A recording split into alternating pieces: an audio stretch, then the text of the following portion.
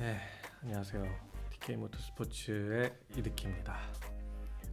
오늘은 굉장히 좀 색다를 수 있는데요. 슈퍼레이스 규정집을 한번 같이 훑어보는 컨텐츠를 한번 준비해봤습니다. 이제 슈퍼레이스 오늘 지금 날짜가 2019년 4월 16일인데요. 개막전이 다음 주 주말에 있어요. 다음 주 주말이면 4월 28일 용인 스피드웨이에서 열리는데, 올해 저는 볼가스 레이싱 팀의 김재현 선수를 개인적으로 코칭을 해주기로 해서 또 이제 슈퍼레이스에 이제 ASA 6000 클래스에 출전을 하게 됩니다. 김재현 선수가. 그래서 작년까지는 CJ 로지스틱스 팀에서 출전을 했었는데, 올해는 이제 신생 팀으로서 출전을 하다 보니까 여러 가지 많은 어려움들이 있겠지만, 어쨌든 그 내용들과 이제 관련해서 규정집, 물론 저는 다 훑어봤습니다만 한번 같이 보는, 아마 많은 분들이 뭐 별로 그렇게 관심 있진 않을 거예요. 규정집을 본다는 게 실제 출전하는 선수나 아니면 뭐 팀 관계자들 제외하고서는 이 규정집을 잘 보지를 않죠. 아무래도 사실, 그리고 지금 제 몰골이 지금 보시면 아시겠지만 지금 회사를 퇴근하고 제 사무실에 온 관계로 굉장히 몰골이 말이 아니지만, 그리고 목소리도 많이 잠겼지만 좀 양해 부탁드리겠습니다. 회사에서 많은 일들이 하루에, 요즘에 너무 일들이 많아서 좀 바쁘고 좀 피곤한 게 많지만, 그래도 레이스 관련된 이야기들을 한번 같이 보시죠. 지금 영상에서 보시고 있는 이 가운데 이 화면에 있는 게 슈퍼레이스 2019년 슈퍼레이스 규정집입니다. 이 규정집은 슈퍼레이스 홈페이지에 들어가면 다운을 받을 수가 있는데, 아마 지금은 아무나 다운받을 수 있는 건 아니고요. 그 팀 관계자들만 접속할 수 있는 웹사이트에서 받을 수 있는 걸로 알고 있습니다. 아마 개막전 이후에는 일반 관객분들도 다운받을 수 있게끔 오픈이 되리라고 생각이 듭니다.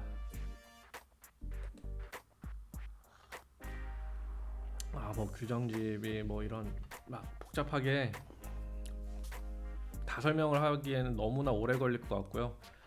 솔직히 제 관점에서 제가 궁금하고 또 관심 있게 보는 부분들만 한번 빠르게 한번 훑어볼게요. 목차가 있고요. 네, 이런 세부 인덱스들이 있네요. 네, 정의와 약어 부분입니다. 여기에서 지금 보이시면 여기 아이고 넘어가네. 트랙 이탈 부분이 파란색으로 되어 있는데, 이런 부분들이 아마 작년 대비 규정이 좀 달라진 부분이라서 이렇게 색깔을 표시했을 거예요. 그래서 이런 부분들 한번 볼까요? 바퀴 하나라도 트랙에 남아 있을 경우 정상적인 주행으로 인정한다. 이게 경기마다 또 매년 좀 달라지는 경향들이 있었는데, 올해는 트랙에 바퀴 하나라도 남아있을 경우에는 정상 주행으로 인정한다. 4바퀴 중에 이제 3바퀴만 코스 위에 있으면 된다라는 규정인데요. 그렇죠. 여기서 중요한 게 또 트랙에 대한 개념이에요. 트랙이 어디까지냐 라는 내용이 바로 요 밑에 나오네요. 코스 내 연석을 포함한, 연석은 코스가 아니고요. 연석은 트랙이 아니고 백색 선까지를 말한다고 하네요. 그러니까 백색 선까지는 밟아도 된다 라는 뜻인 것 같습니다.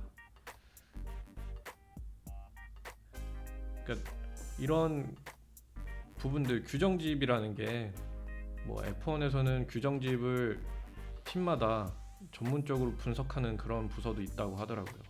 그러니까 이게 어떤 그런 부분에서도 빨라지기 위해서 어떤 조금이라도 그런 여지를 찾기 위해서, 그리고 규정의 허점을 이용을 해서 파고들면 뭔가 더 이득을 얻을 수 있기 때문에, 사실 이런 규정집을 면밀하게 읽어보는 것들이 선수뿐만 아니라 팀 뭐 관계자들, 그리고 당연히 이제 출전하는 그런 팀원들도 중요한 요소긴 하겠지만, 경기를 시청하시는 그런 관람객들도 이런 규정집이 입수할 수 있다면 세밀하게 살펴보시면 더 경기를 이해하고 더 즐겁게 재밌게 볼 수 있을 것 같습니다. 목이 많이 잠기네요. 다음 페이지.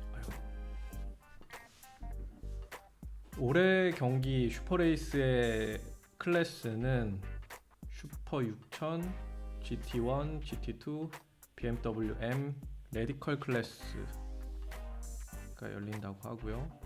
팀 챔피언 타이틀은 슈퍼 6000 클래스만 해당된다고 하네요. 근데 이게 규정집이 모르겠어요. 이게 아직 버전이 2월 25일 날 버전이라서 그런지 몰라도, 그 뉴스에서는 BMW M 클래스도 M 클래스는다 미니 클래스도 있다라고 했는데, 그건 어떻게 되는지 이 규정집에 지금 나와 있질 않네요. 그런 부분들도 어떻게 되는지 좀 업데이트가 필요할 것 같아 보입니다. 자, 그리고 주최자의 권한 2.2.6 SOC는 모든 클래스에 대해서 핸디캡 웨이트와 BOP를 추가로 적용할 수 있다. 모든 클래스에 대해서 핸디캡 웨이트와 BOP를 추가로 적용할 수 있다. 약간 좀 오해 여지가 있을 것 같습니다. 아니면 해석할 수 있는 여지가 있을 것 같아요. 이걸 언제 어떻게 적용할 수 있는지에 대한 내용들이 뒤에 나올지는 한번 보시죠.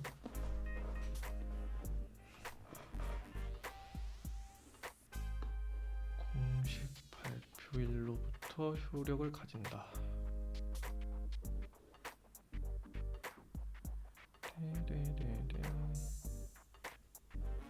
패독과 피트.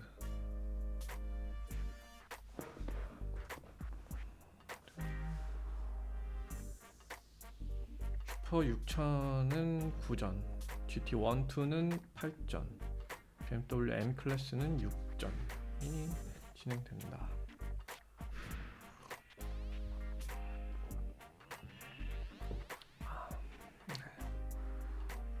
타이어 챔피언십 타이틀?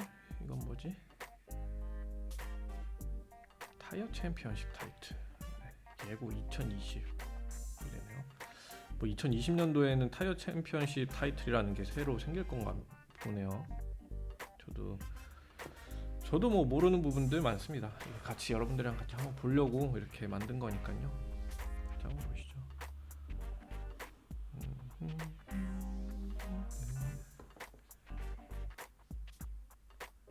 계속 말해야지.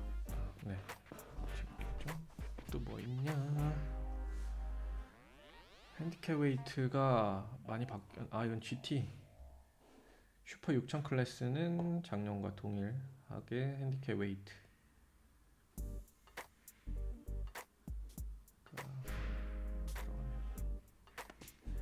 GT1 클래스, 1, 2 클래스는 이렇게 규정이 바뀌었고요.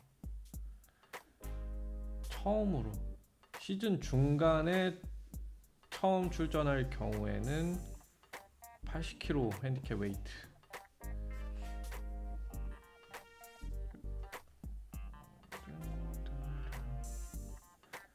GT1, 2 핸디캡 웨이트 수치는 개막전 참가 차량 수에 따라서 변경 적용될 수 있다. 이 말은 즉슨 몇 대, 예를 들어서 10대 이하거나 10대 이상인 경우에는 핸디캡 위에 나와 있는 이 핸디캡 웨이트랑 좀 차등해서 적용될 수 있다라는 뜻인 것 같아요.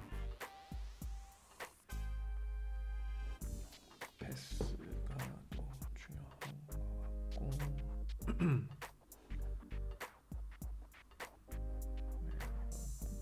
참가비 또 GT 클래스가 좀 달라졌고 레디컬 클래스가 새로 생기면서 이런 부분이 추가가 됐네요.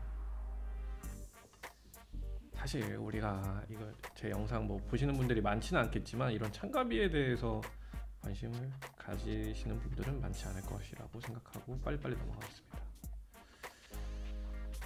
뭐 이런 돈과 관련되고 연습 주행 이것도 중요하죠. 슈퍼 6000 클래스는 연습 주행이 제한이 되어 있습니다. 테스트가 제한이 되어 있죠. 네, 이게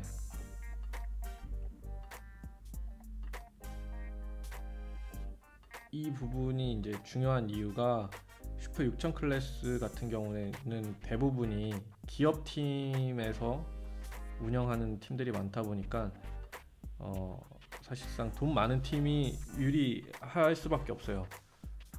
당연히 더 많은 연습을 가고 더 많이 차량을 테스트하고 선수도 많이 연습할 기회를 주면 그만큼 더 유리하잖아요. 그런 부분들을 억제하기 위해서 이게 돈 많은 팀이랑 돈이 좀 이제 적은 팀이라고 할 수 있죠. 영세한 팀과의 그런 갭을 줄이기 위한 이런 제한들을 규정상에 이렇게 묶어 놓은 것 같습니다.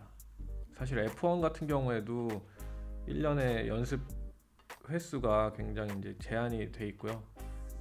한번 이런 국내 슈퍼 6000 클래스만 해도 한번 연습 주행을 하는 데 있어서 비용이 막대하게 소요가 되기 때문에 그런 어떻게 보면 억울하지 않게 그렇게 실력 싸움이 아니라 이제 돈에 의해서 팀에 가진 그런 재정 능력에 따라서 실력이 그런 순위가 가려지는 것을 억제하기 위한 어떻게 보면 좋은 정책이라고 할 수 있어요. 좋은 규정? 네, 이런 규정들이 있고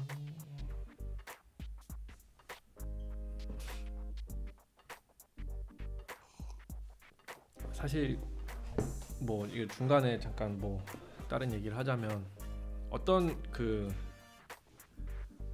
어떤 팀 감독님이나 어떤 팀의 이제 선수분들 같은 경우에는 아까 제가 F1 얘기했잖아요. 그런 이 규정을 면밀하게 분석하는 그런 부서가 있다라고 했는데 국내에서도 그렇게 면밀하게 정말 이 규정의 토시 하나하나라도 이렇게 파고 드시는 분들이 계셔요. 실제 그게 당연한 거고요.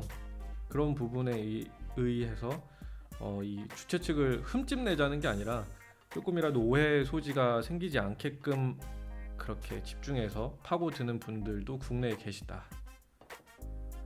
뭐 어떤 분들은 그렇게 생각하실 수가 있어요. 이게 그런 거 뭐 말꼬리 하나 잡아가지고 되게 어떻게 보면 성가시겠구냐라고 할 수도 있는데 그런 게 진짜 서로 간에 이제 신뢰를 더 쌓을 수 있는 부분들인 것 같습니다. 예전에 그 아트라스의 베르그마이스터 선수나 조항우 감독 같은 경우에는 그런 안전에 대한 부분들을 굉장히 많이 질문을 하고 선수들의 안전을 좀 많이 신경 쓰는 그리고 그런 질문들을 많이 하시더라고요. 갑자기 말이 좀 그랬는데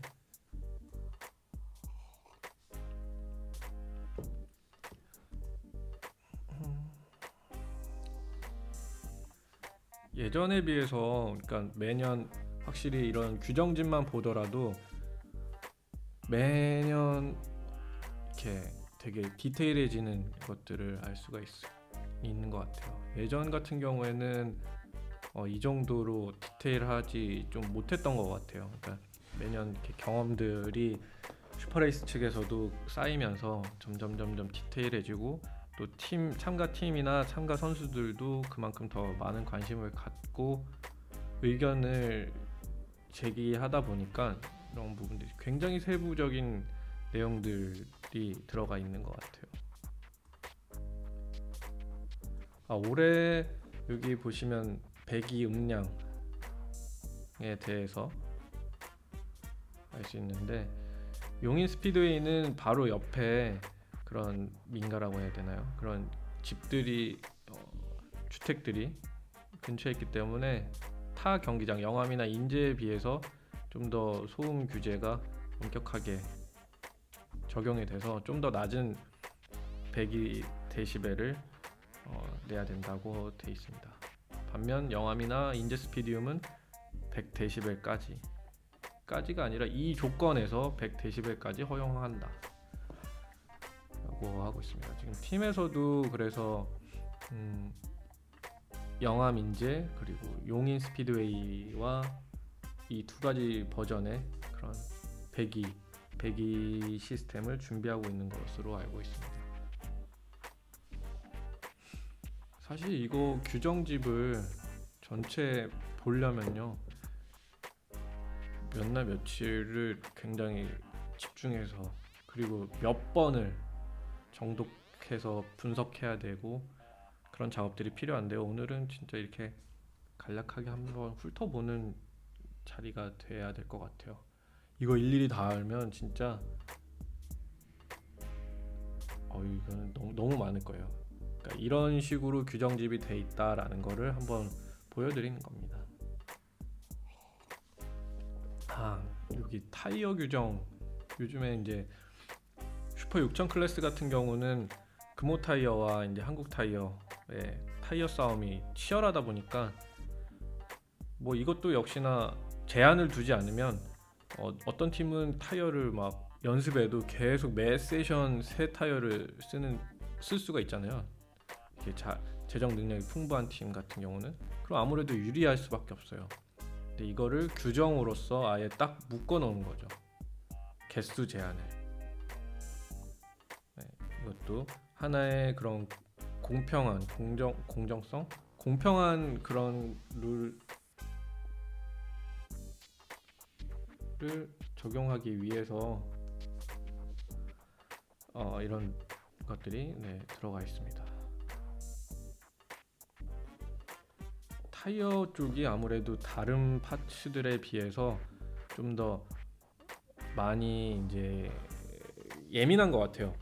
슈퍼 6000 클래스 같은 경우는 사실상 원메이크 경주차에 가깝거든요. 많은 파츠들이 대부분의 파츠들이 슈퍼레이스 측에서 공급하는 부품들로만 써야 되고 극히 제한된 부품들만 이제 자율적으로 사용하거나 아니면 다른 부품으로 대체 가능한데 이 타이어만큼은 사실상 자율이에요.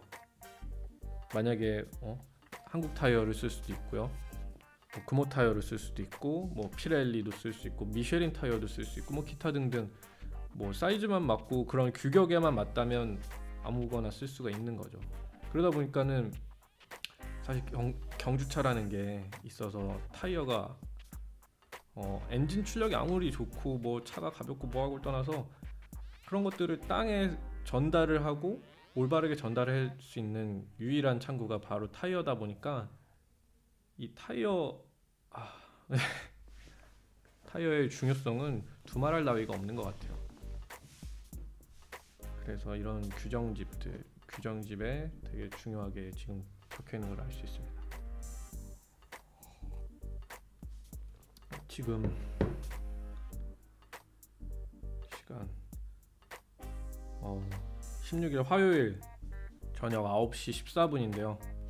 지금 다른 나라에서 연락이 왔습니다. 뭐 다른 경주차를 탔는데 그런 소감들이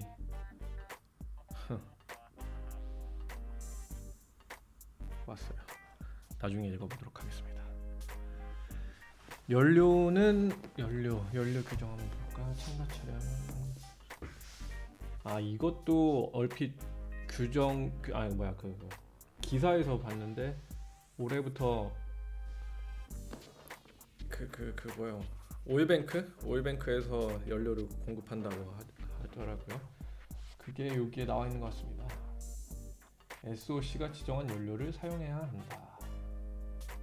그러니까 원래 작년까지만 해도 일반 주유소에서 판매되는 휘발유만 사용 가능했는데 지금은 이것도 아니라 SOC, 그러니까 주최 측에서 지정한 연료만 사용해야 된다라고 딱 못 박았습니다.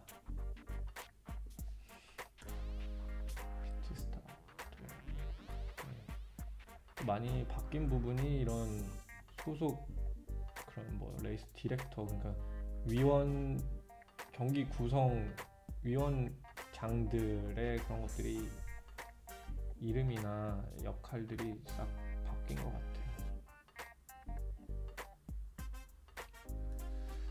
공지 이런 거를 커뮤니케이션을 한다. 대회 홈페이지 공식 통지. 사실 이거에 대해서는 저는 개인적으로 할 말이 많은 것 같아요. 대회 홈페이지에 공식 통지한다고 그랬는데 그 일반 관람객들, 일반인들이 접속할 수 있는 슈퍼레이스 홈페이지에는 정보가 너무나 빈약하고요.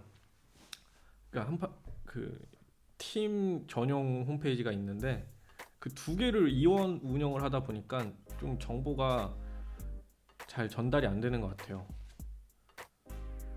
좀 그런 부분들은 좀 바뀌었으면 좋겠습니다. 기타 등등 부분들이 아주 디테일하게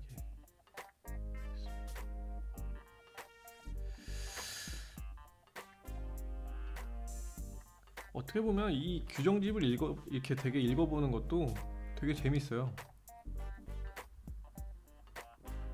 뭐 지루하게, 당연히 지루하겠죠. 이런 다 글로 돼 있으니까.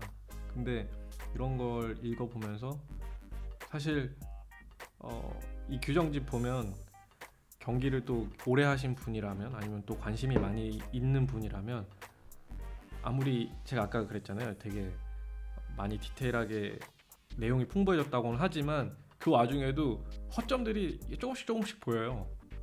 그런 거를 찾아내는 재미도 은근히 쏠쏠합니다. 네, 그런 규정의 허점들을 이용을 해서 이용하는 게 사실 나쁜 건 아니죠. 그런 부분들을 찾아내는 것도 어떻게 보면 능력이니까.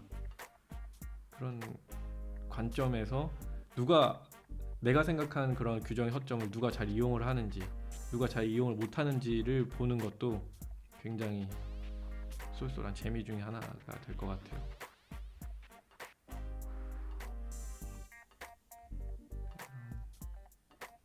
롤케이지의 구성까지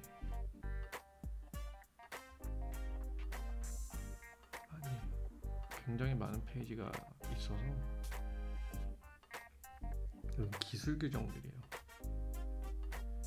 슈퍼 6000 클래스 같은 경우는 지금 크게 기술 규정이 달라진 게 없는 걸로 보였고요. 지금 GT 클래스 같은 경우는 이제 GT1, GT2, 작년에는 GT 클래스 하나만 있었는데 올해는 다시 예전처럼 GT1, 2 클래스가 생겼습니다. 분할이 됐고요. GT1 같은 경우는 후륜구동 3800cc 미만 자연흡기 엔진 혹은 2000cc 미만 터보 엔진 혹은 뭐 슈퍼차저 엔진이 가능하다고 하네요.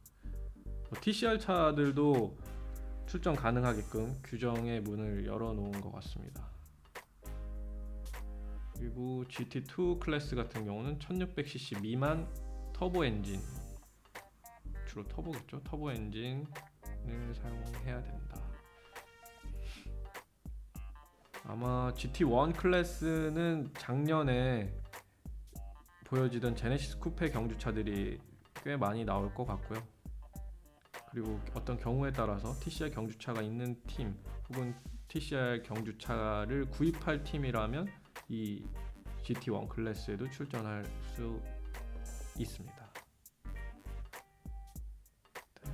그리고 엔진, GDI 엔진이냐 MPI 엔진이냐에 따라서 핸디캡 웨이트가 달라지는 걸 알 수 있습니다.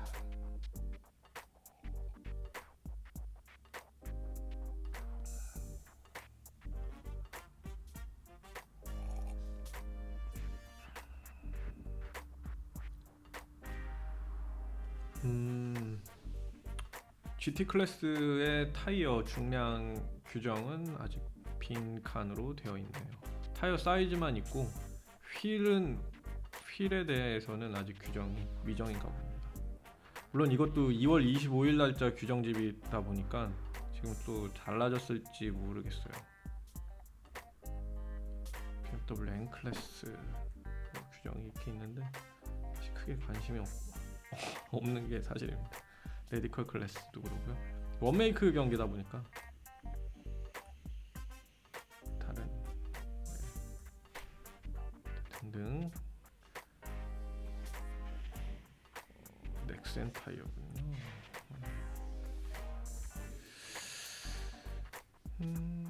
네.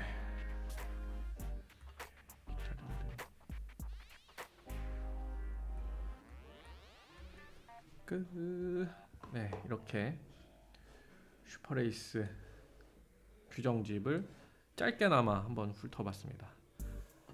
뭐 혹시나 궁금하시거나 더 영상에 대해서 더 뭐 어떤 질문 사항이나 관심이 있으신 분들은 댓글로 남겨주시기 바랍니다. 네, 시청해주셔서 감사합니다.